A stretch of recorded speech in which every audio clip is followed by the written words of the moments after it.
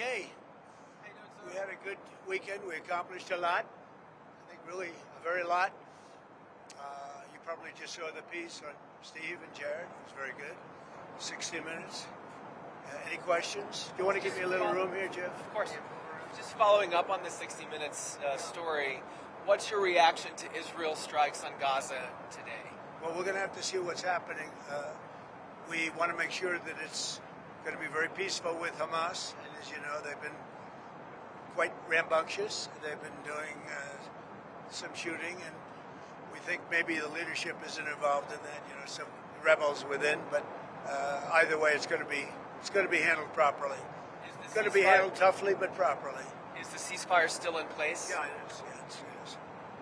Mr. President, on Colombia, Senator Graham, the country of Colombia, Senator Graham tweeted that you would be imposing tariffs on the country either today or tomorrow.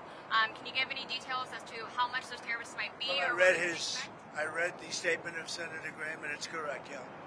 I was with him today. We were working today, and I read his statement, and it's correct, yes. But how much the tariff rate? Do you have I'll let you know tomorrow. Yeah, I'll let you know tomorrow. Tomorrow, it will be announced? Yeah. Mr. President, Jay Jones has repeatedly said that if he wins in Virginia, that he Who can't. said what? Jay Jones in Virginia has said. Judge, you mean the one that wanted to kill somebody's children Yes, and kill somebody? You mean the animal that wanted to kill somebody? Yeah, he who said should he not can't be wait to allowed see to be running for that office? Yeah, he said he can't wait to see you in court. I'm wondering if you have a response and if you're considering getting involved in that race. Well, what is he saying? He said in the debate on Thursday night that he can't wait to sue your administration and see you in court. No, he's a third-rate intellect. He's a guy who I've never seen anybody say what he said, that he wanted to kill his opponent's children, he wanted to kill his opponent. No, I can't imagine anybody voting for Jay Jones. Look, you would think he's totally discredited. I would think he wouldn't even be allowed to do that. Anybody would be put in prison for what he said. So he can join a long list of attorney generals that have been suing and losing. But the people of this country want law, they want order, they want safety. They don't want to be mugged or raped or shot, and that's what we provide. We have tremendous numbers also. You see the crime numbers are coming way down, way down. Then you take a look at a place like Washington, D.C., which is now one of the safest cities in the country. It's one of the worst cities, most dangerous cities. We moved out 1,700 career criminals and people that came here through Biden and his open border policy. And Washington, D.C. is now one of the safest cities, and Memphis is doing fantastically also. We went in there a week ago. This is a bumpy flight. I better say that, otherwise they'll say, what's wrong with the president? This is a bumpy flight. But Memphis is doing really well. I think that Chicago will do very well. We're going to go into San Francisco at some point in the not-too-distant future and make that a great city again. It can only be a great city if it doesn't have crime. If it has crime, it can't be a great city. A question on Colombia. Are you concerned that if aid is cut to Colombia, that would undermine Colombia's fight against drugs? A lot of U.S. aid. They don't have a fight against drugs. They make drugs. They refine drugs. They make cocaine. They have cocaine factories. They have no fight against drugs. And I'm stopping all payments to Colombia because they don't have anything to do with their fight against drugs. And in fact, even when they had better presidents than they have right now, that's how they're making a lot of money, drugs. I used to complain about it when they had a very nice president, but he wasn't doing it. It was all talk. They are a drug manufacturing machine, Colombia, and we're not going to be part of it. So we're going to drop all money that we're giving to them. It has nothing to do with them stopping drug production. And you look at the fields are loaded up with drugs, and they refine the drugs, and they make tremendous amounts of cocaine, and they send it all over the world, and they destroy families. No, Colombia is out of control, and now they have the worst president they've ever had. He's a lunatic who's got a lot of problems, mental problems. One more question on Colombia. The Colombian president says that U.S. killed a innocent Colombian fisherman in one of the strikes. He said that when we shot down a submarine, that they were just fishing. This is a submarine. This was a submarine that was meant, by the way, this was a submarine that was meant for one reason and made for one reason, to carry massive amounts of drugs. Yeah, go ahead. No, but that's not the right strike that he's talking about. He's talking about a previous strike. Mr. President, on the shutdown, do you want to see the premium tax credits extended if the Democrats vote to reopen the government? Let me just tell you that there'll be no money given toward their crazy escalation of giving money to illegal aliens that came into the country totally illegally. I mean, they came in illegally. They want to spend 1.5 trillion with a T, trillion dollars, giving it to people that came into the country illegally. They shouldn't have come in. In fact, one of the reasons they came in was to get this money. And California is a big culprit. I mean, California, they're out of control. And we're not going to pay California all of that money that they're giving away illegally. That's another thing. Between California and Colombia, there's not that much difference. We're not going to be making those payments. Just a follow-up to that, sorry, a July survey Who by are you with, please? the Washington Post. A July survey by your pollster, Tony Fabrizio, found that 72% of voters across political parties like the ACA tax credits. Are you worried that you might get blamed if you don't help get those through? Well, we want to have great health care, so we'll do whatever we can do to have great health care.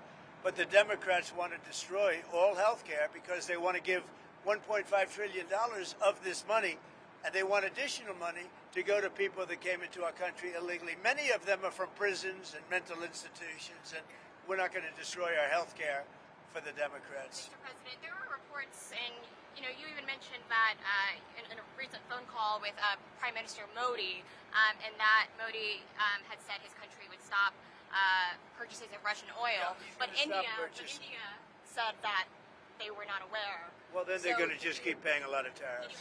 If they said that, but I don't believe they said that.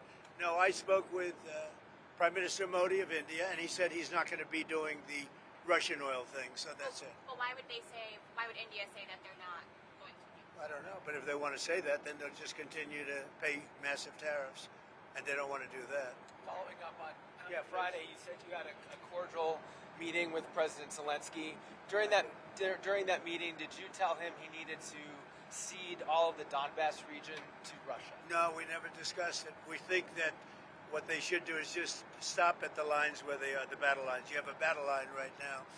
The rest is very tough to negotiate. If you're going to say, you take this, we take that, there's so many different permutations. So what I say is they should stop right now at the battle lines. Go home, stop killing people, and be done. What do you think should happen with the Donbass region then? Let it be cut the way it is. It's cut up right now. I think 78% of the land is already taken by Russia. You leave it the way it is right now. They can negotiate something later on down the line. But I said, cut and stop at the battle line, go home, stop fighting, stop killing people. What do you think of Mamdani's photo with the 93 World Trade Center bombing? Yeah, no, it's a shame. Look, the Mamdani thing is it's a disaster waiting to happen. We can't have a communist in charge of a great, supposedly free enterprise, kind of a representative city. So I think it's, if you have a communist mayor, I think it's going to be very tough for him and for the city. Do you think he should have posted something like this so close to the election? Oh, I think it's a shame that that particular man is endorsing him and very friendly with him. You can see there's a relationship. He blew up the World Trade Center, right? And Mr. President, Didn't the man you're talking about blow up the World Trade Center? And he's friends with Mamdani?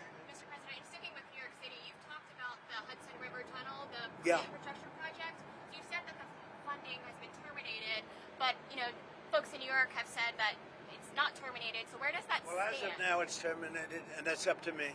And as of now, it's terminated, and it's terminated because the Democrats are so foolish what they've done to the country. I mean, we have the hottest country in the world. There's no country even close, and they just want to do this. There's nothing for them to do. All they have to do is just say, let everything continue. And I will say a lot of Democrats want this to get over. So the administration right now is not sending funding. Right now, there is no funding because it's up to me. What is your response to the protests? Who are you with? I'm with the AP. With AP? What's your response to the protests over the weekend, the No Kings protests in Senator? I think it's a joke. I looked at the people. They're not representative of this country. And I looked at all the brand new signs I guess it was paid for by Soros and other radical left lunatics. It looks like it was. We're checking it out. The demonstrations were very small, very ineffective, and the people were whacked out. When you look at those people, those are not representative of the people of our country. Mr. President, besides San Francisco, By the way, I'm not a king. I'm not a king. I work my ass off to make our country great. That's all it is. I'm not a king at all. besides San Francisco. Are there other cities you're actively looking at for the National Guard right now? Yeah. What about it? I'm just wondering if you care to comment on that. Well, we've used the National Guard to be very successful in Memphis. You can see the numbers are falling like rocks. Washington, D.C., Chicago is getting better, even though we're going through a lot. And, you know, we're trying to do it in a very nice way. I'm allowed, as you know, as president, like 50% of the presidents have used the Insurrection Act. They can use that, and everybody agrees you're allowed to use that, and there's no more court cases, there's no more anything. We're trying to do it in a nicer manner, but we can always use the Insurrection Act if we want. I mean, you take a look in the past, one in particular president used it 28 times during the course of a presidency. So we're allowed to do that. We thought we could do it in a very nice way. All we want to do is have safe cities. We're not looking for anything that would be spectacular other than crime-free become spectacular. We want to have great crime-free cities. So I'd be allowed to use, if I wanted, the Insurrection Act, and then all of this nonsense would go away. You have the absolute right. It's the strongest power a president has, and you have the absolute right to do it. We wanted to go this route, but we get sued every time you look at somebody. You look at somebody the wrong way, and you end up getting sued. We just want no crime. We want to have crime-free cities. That's not a big, I mean, it's pretty common sense, I think, but that's all I want is crime-free cities. I campaigned on it. It's become, I think, even more successful than we thought because of the tremendous success that we had literally in 12 days in Washington, D.C., and it continues. In Washington, D.C., we're so proud of it. People are eating in their restaurants. Restaurants are opening. All the stores and restaurants were closing. You couldn't walk down the street without being mugged or worse. And now it's a safe city. I mean, it's considered a very safe city.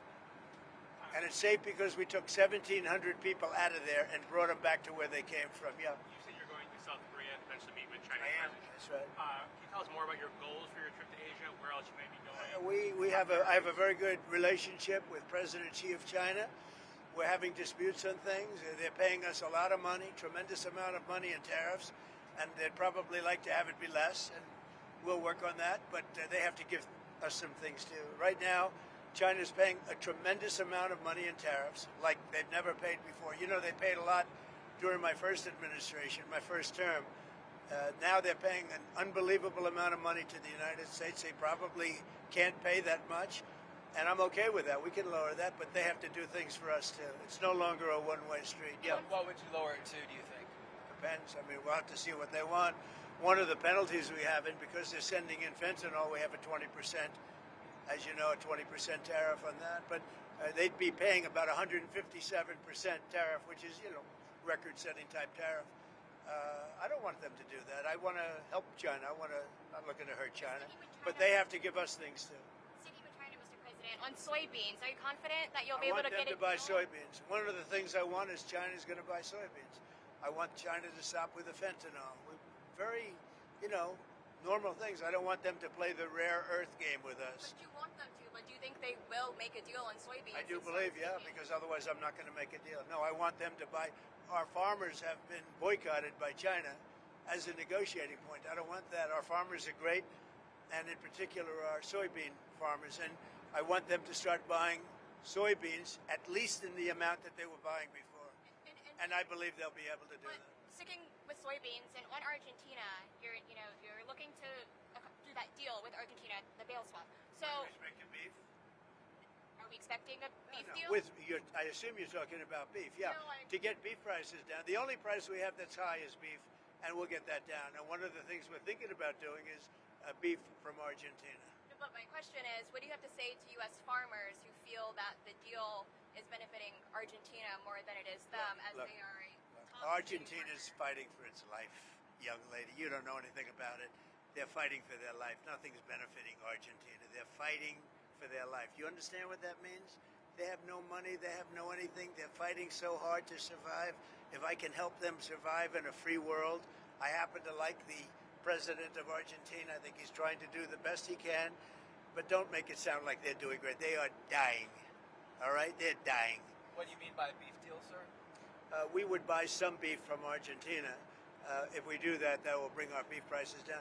Because our groceries are down, our energy prices are down. I think we're going to have $2 gasoline pretty soon. We're getting close. And everything's down. The one thing that's kept up is beef, and if we buy some beef, now I'm not talking about that much from Argentina, it would help Argentina, which we consider a very good country, a very good ally in a place. Although I must tell you, if you take a look now, South America is turning. Those South American countries are starting to turn very much toward us.